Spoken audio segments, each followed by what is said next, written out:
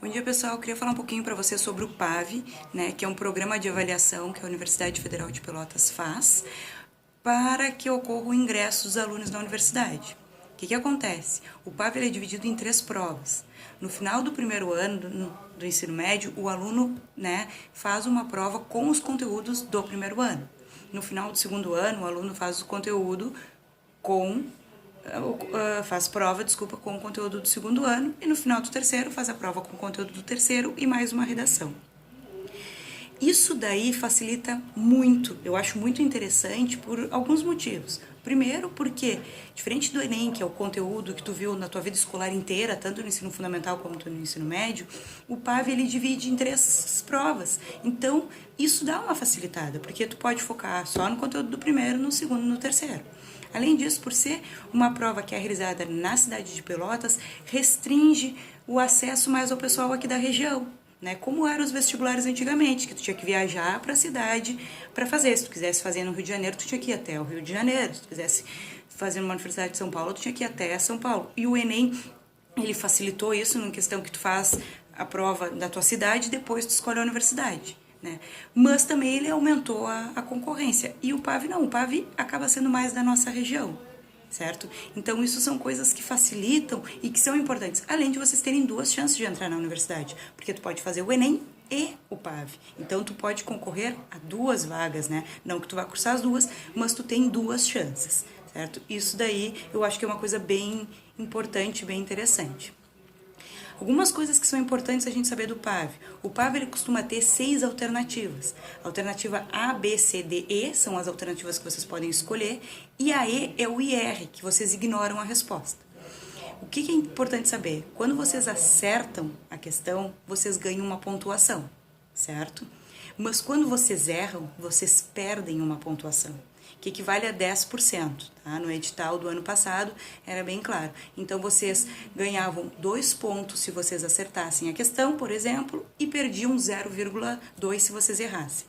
Então tem que estar ligado, porque não é tão interessante tu sair chutando. Então, se tu é um aluno que está estudando, está se preparando, tu quer se dedicar, de repente tu sai chutando e tu acaba perdendo muita nota, né? Então, tem que ter isso em mente. Primeiro, se eu acertar eu ganho, se eu errar eu perco. Para que serve a alternativa F, o IR? O IR serve para tu ignorar, tu não ganhar nem perder.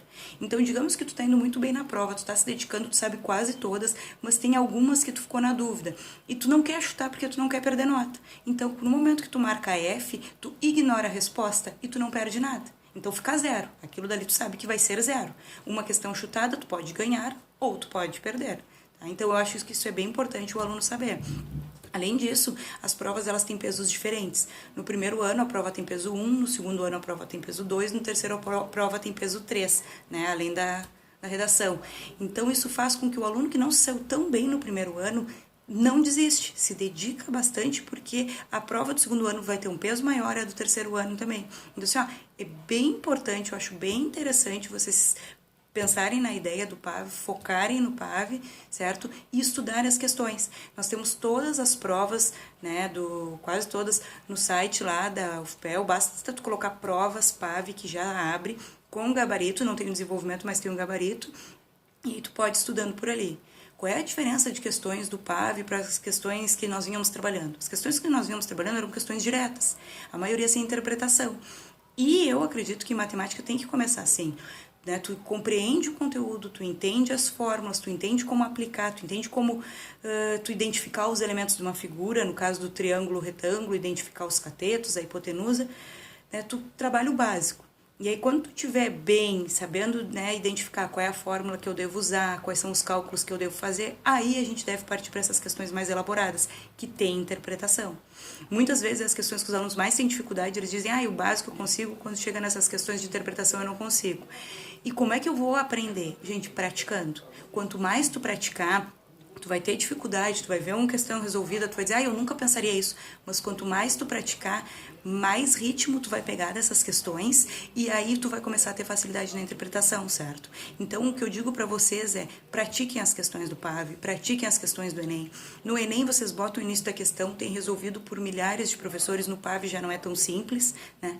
Mas peçam ajuda pro professor de vocês, e perguntem se tiverem dificuldade, porque essas questões é que vão ajudar mais vocês. Então, é importante o básico? Com certeza. É importante para vocês aprenderem a fazer, como eu disse, aplicar uma fórmula. Mas é muito importante também a questão na interpretação. Então, vamos praticar um pouquinho dessas questões de interpretação. Fiquem ligados, eu vou tentar explicar para vocês qual foi o meu pensamento. Às vezes, uma palavra, ela diz muito na questão.